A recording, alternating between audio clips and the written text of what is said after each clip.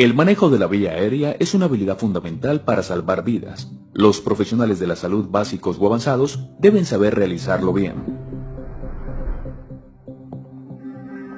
En soporte vital básico y soporte avanzado, el manejo de la vía aérea es una intervención clave y crítica antes, durante y después del paro cardíaco.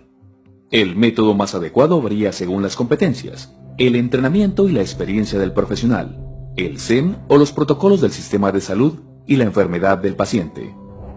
Revisaremos la ventilación con bolsa mascarilla eficaz con 1 y 2 personas, los pasos para responder a un paro respiratorio y el uso de capnografía recomendado para controlar y comprobar la colocación de los dispositivos avanzados para la vía aérea. Antes de ver las habilidades específicas para la vía aérea, revisemos la frecuencia de ventilación para pacientes con paro cardíaco.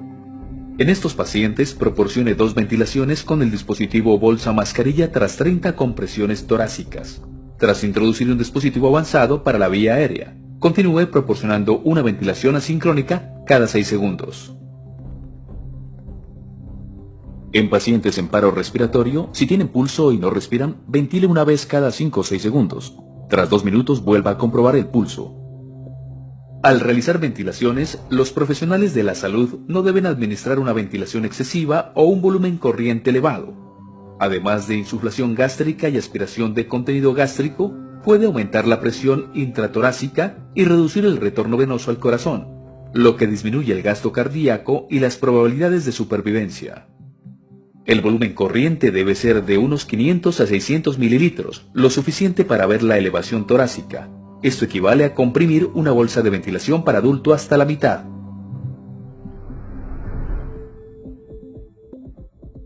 Comencemos con las habilidades básicas de manejo de la vía aérea. Los 2 primeros pasos son abrir y despejar la vía aérea. Primero, incline la cabeza para abrir la vía aérea. Coloque una mano en la frente y otra en el mentón. Con la palma, empuje la frente para inclinar la cabeza hacia atrás mientras levanta la mandíbula llevando el mentón hacia adelante. Esta acción eleva la lengua, la aleja de la parte posterior de la garganta y abre la vía aérea. Este procedimiento se realiza en pacientes sin evidencia de traumatismo de cráneo-cuello. En pacientes con sospecha de trauma cervical se realiza la tracción mandibular sin extensión de la cabeza. Para esta maniobra, coloque los dedos debajo de los ángulos de la mandíbula y levántela con ambas manos para desplazar la mandíbula hacia adelante. Si no logra abrir la vía aérea con la tracción mandibular, utilice la maniobra de extensión de la cabeza y elevación del mentón, ya que siempre es prioritario mantener la vía aérea permeable. El segundo paso es despejar la vía aérea. Aspírela de inmediato si hay secreciones abundantes, sangre, vómito o un cuerpo extraño. Use un tubo de aspiración de gran calibre que no se colapse y una sonda de aspiración faríngea con punta rígida. Puede requerir aspirar a alta presión.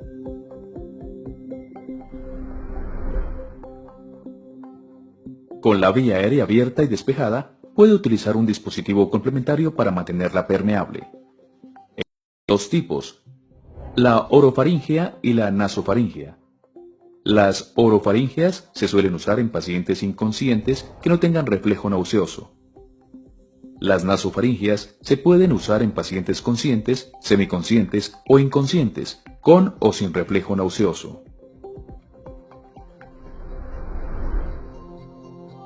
La cánula orofaríngea es un dispositivo desechable en forma de J, de plástico y de un solo uso. Está disponible en diferentes medidas. Las más comunes para uso en adultos van del 8 al 10. Para elegir la medida correcta, coloque la cánula junto a la mejilla del paciente, con el borde en la comisura de la boca. La punta estará en el ángulo de la mandíbula. Una cánula del tamaño adecuado y bien insertada resulta en una alineación correcta con la apertura glótica. Para usar este dispositivo complementario, inserte la cánula curvándola hacia arriba, con la punta hacia el paladar duro. Una vez atraviese la cavidad oral y se aproxime a la pared posterior de la faringe, gírela 180 grados. También es posible insertar el dispositivo de lado y girarlo 90 grados. Una vez insertada, la cánula mantiene la lengua alejada de la pared posterior de la faringe. También facilita el acceso a la garganta para la aspiración y evita que el paciente muerda el dispositivo avanzado para la vía aérea. Si son muy grandes, las cánulas orofaringeas pueden obstruir la laringe o provocar traumas en las estructuras laríngeas. Si son muy pequeñas o se introducen incorrectamente, pueden empujar la base de la lengua hacia atrás y obstruir la vía aérea. Los profesionales de la salud deben introducir la cánula orofaríngea con cuidado para evitar un traumatismo tisular en labios y lengua. Use las cánulas orofaríngeas solo en pacientes que no responden y sin tos o reflejo nauseoso. Si tiene tos o reflejo nauseoso, la cánula orofaríngea puede provocar laringoespasmo y vómitos. Únicamente los profesionales de la salud entrenados en el uso de una cánula orofaríngea deben introducirla.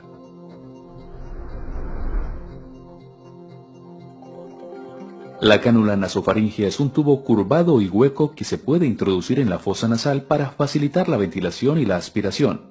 A diferencia de las cánulas orofaríngeas, las cánulas nasofaríngeas se pueden aplicar en pacientes conscientes, semiconscientes o inconscientes, con o sin reflejo nauseoso. Al escoger el tamaño, compruebe que la longitud de la cánula nasofaríngea sea igual a la distancia desde la punta de la nariz del paciente al lóbulo de la oreja. Antes de introducirla, lubrique la cánula con gel anestésico o lubricante soluble en agua.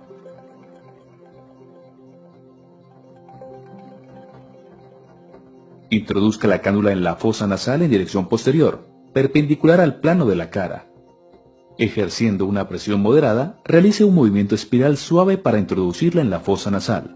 Si se introduce correctamente, debe traspasar la cavidad nasal hacia la faringe, dejando la vía libre para la ventilación y aspiración. Si nota resistencia, extraiga la cánula con cuidado 1 centímetro.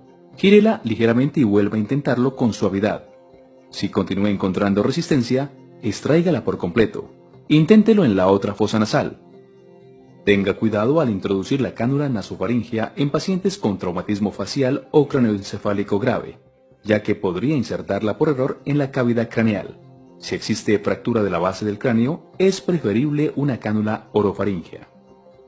Introduzca la cánula nasofaríngea con cuidado para evitar complicaciones como lesiones tisulares o hemorragias. También puede provocar laringoespasmos y vómitos y, si el tamaño no es el correcto, entrar en el esófago y causar distensión gástrica con ventilación activa.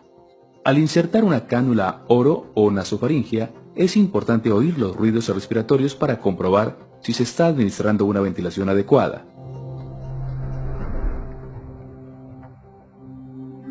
Durante la reanimación se suele ventilar al paciente con un dispositivo bolsa mascarilla. Primero, observemos el dispositivo. Un dispositivo bolsa mascarilla está formado por una bolsa, que puede inflarse automáticamente o no. Se conecta a una mascarilla facial transparente en forma de cono que cubre la nariz y la boca, y que tiene una almohadilla inflable en el extremo. Esto permite un sello hermético en la nariz y boca cuando el proveedor aplica presión a la mascarilla y eleva la mandíbula. Ahora veamos cómo usar correctamente un dispositivo bolsa mascarilla. Sitúese a la cabeza del paciente y coloque la mascarilla sobre su cara. Antes de la ventilación con bolsa mascarilla, el proveedor debe extender la cabeza y presionar la mascarilla contra la cara mientras eleva la mandíbula hacia la mascarilla. Forme una C con el dedo índice y el pulgar de una mano en la parte superior de la mascarilla en el puente de la nariz. Así asegurará la mascarilla a la cara con firmeza. Al mismo tiempo, forme una E con los otros 3 dedos para elevar la mandíbula y abrir la vía aérea. Mientras mantiene un sello hermético entre la mascarilla y la cara del paciente y deja la mandíbula elevada para abrir la vía aérea, el proveedor debe comprimir la bolsa administrando una ventilación durante 1 segundo. Si el paciente tiene circulación espontánea pero necesita ventilación, realice una ventilación de rescate cada 5 a 6 segundos. Si ventila correctamente, se observará elevación torácica. La forma más efectiva de ventilar con bolsa mascarilla es con la técnica de 2 personas. El primer proveedor mantiene la vía aérea abierta y fija la mascarilla, mientras el segundo proporciona ventilaciones con la bolsa. Con ambas manos, el primer proveedor sella la mascarilla a la cara y eleva la mandíbula.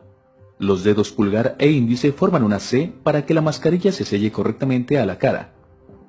Los otros 3 dedos de cada mano forman una E para elevar ambos lados de la mandíbula. El segundo proveedor comprime la bolsa hasta observar la elevación torácica. Al usar un dispositivo bolsa mascarilla con 2 proveedores o solo uno, no presione demasiado la mascarilla, ya que podría empujar la mandíbula del paciente y obstruir la vía aérea.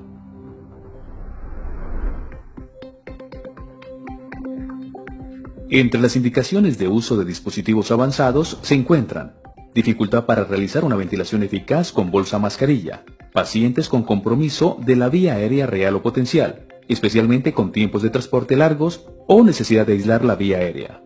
Con especial cuidado, los profesionales pueden usar un dispositivo avanzado para realizar en forma segura ventilaciones tan efectivas como las que proporciona la bolsa mascarilla. Los dispositivos avanzados ofrecen muchas ventajas, aíslan la vía aérea y reducen el riesgo de aspiración e insuflación gástrica. Tras introducir un dispositivo avanzado durante la RCP, realice una ventilación cada 6 segundos sin interrumpir las compresiones torácicas.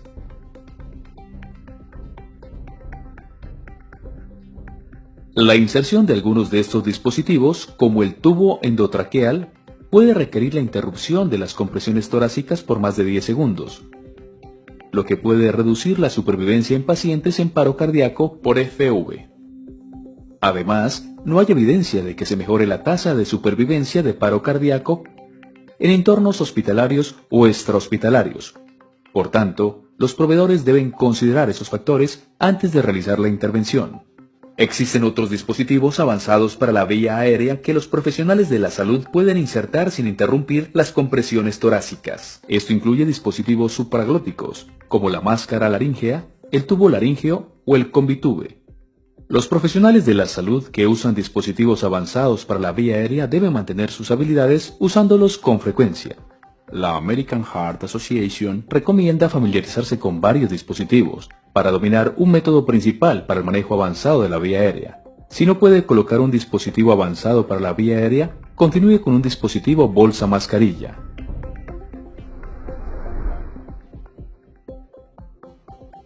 La máscara laríngea es un dispositivo supraglótico para la vía aérea que se puede insertar sin visualizar la glotis.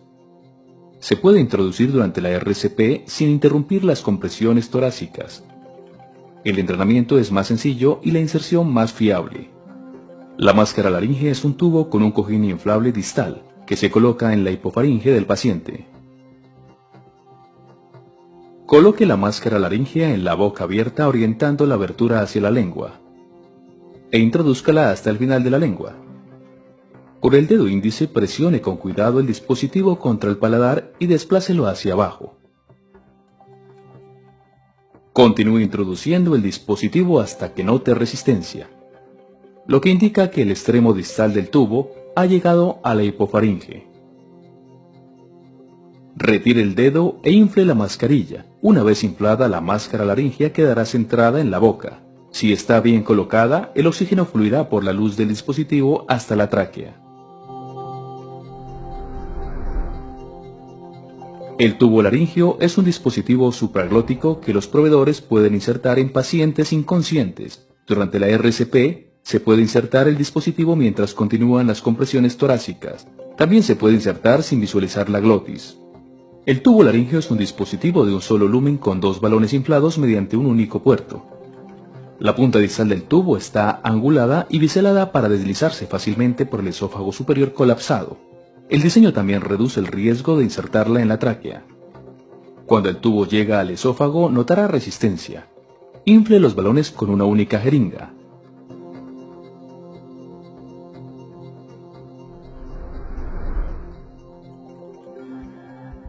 El tubo esófago traqueal es un dispositivo supraglótico que se puede introducir durante la RCP sin interrumpir las compresiones torácicas y sin visualizar la glotis.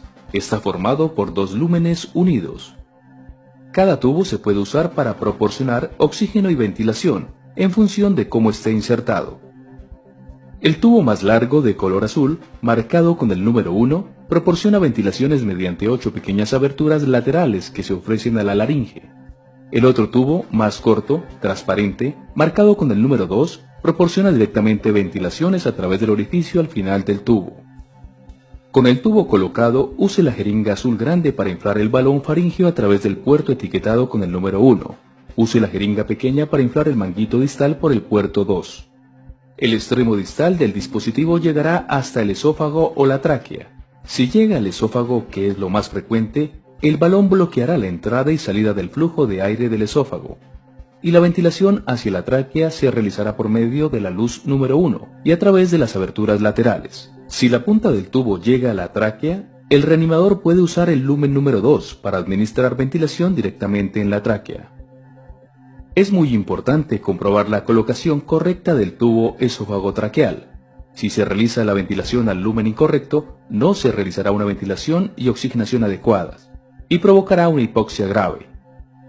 Una ventilación incorrecta al esófago también producirá insuflación gástrica que complicará la ventilación.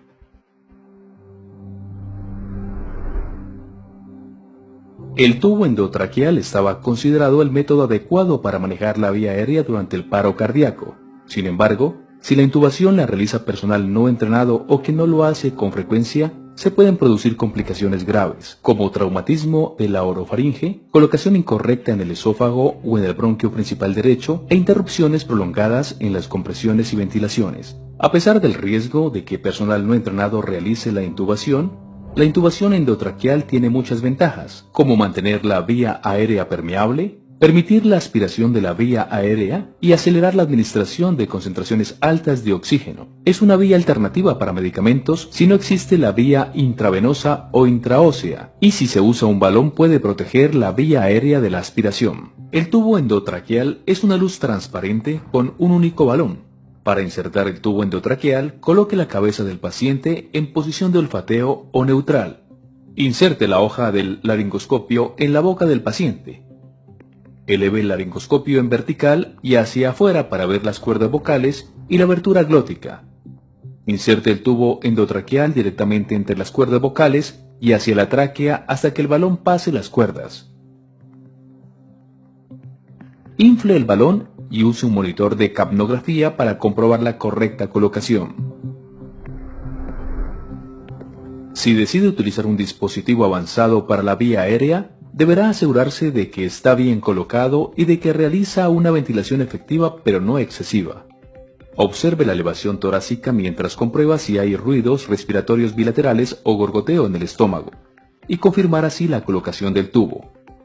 Además de esta evaluación clínica, algunos dispositivos pueden ayudarle a determinar si ha insertado el tubo correctamente. La capnografía monitoriza la cantidad de dióxido de carbono que exhala el paciente. La American Heart Association recomienda la capnografía para confirmar y monitorizar la colocación correcta del tubo endotraqueal.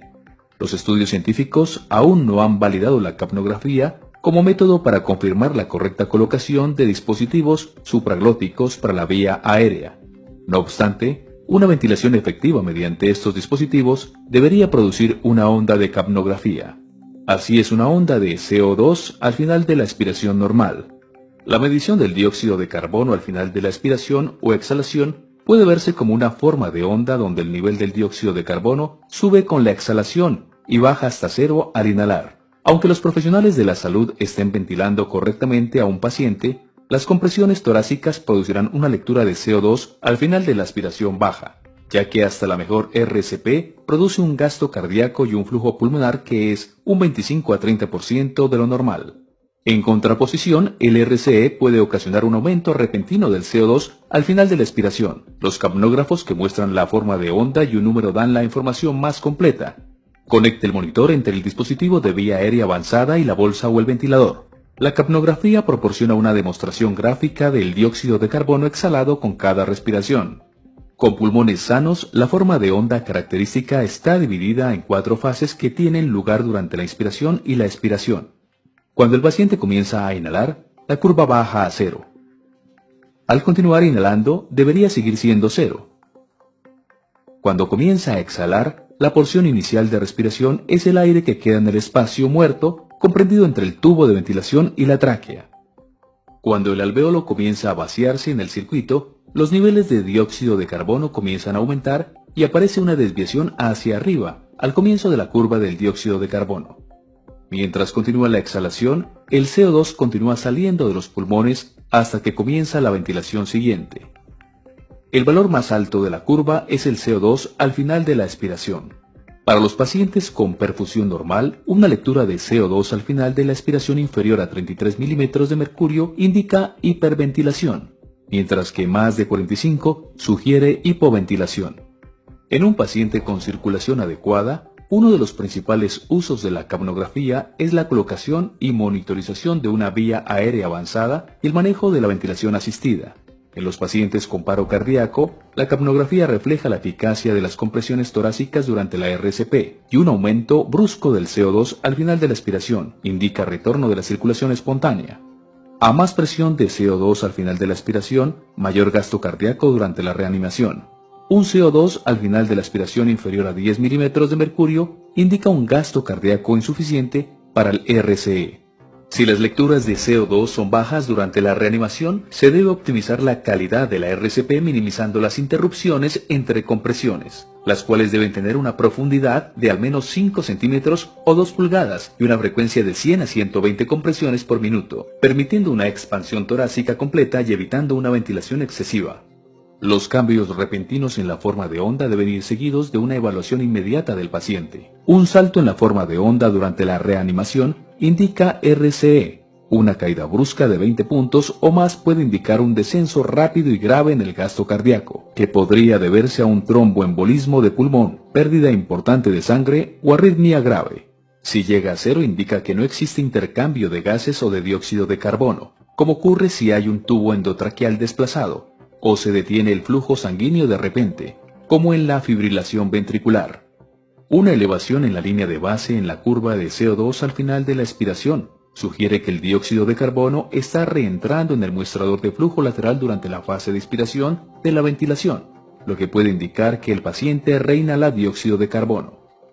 Esta forma de onda tiene una sección prolongada de fase 4 o inhalación, lo que indica que entra aire en la tráquea, más allá de la entrada que se monitoriza. Esto ocurre si el balón del tubo está desinflado o es demasiado pequeño para el paciente. En los pacientes en paro y posparo cardíaco, deberá optimizar la ventilación y perfusión para evitar una injuria pulmonar, isquemia cerebral y shock cardiogénico. La capnografía puede mejorar en gran medida su capacidad para tratar a los pacientes con paro cardiorrespiratorio. El detector colorimétrico de CO2 al final de la aspiración es otro tipo de detector de CO2 que cambia de color cuando detecta CO2.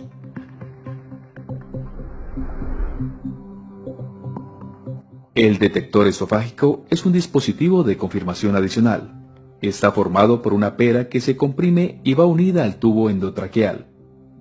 Si el tubo está en el esófago, la pera no se expande, y si se expande es con CO2 expirado. Un modelo alternativo es conectar una jeringa grande de aspiración al tubo endotraqueal. Si el tubo está bien colocado, el émbolo se podrá retraer con facilidad. Si está en el esófago, el émbolo no podrá moverse. Las habilidades para la vía aérea son fundamentales para SVCA o ACLS. Entrenamiento correcto, práctica y uso frecuentes y registrar los logros y complicaciones ayudarán a mejorar las habilidades y el cuidado del paciente.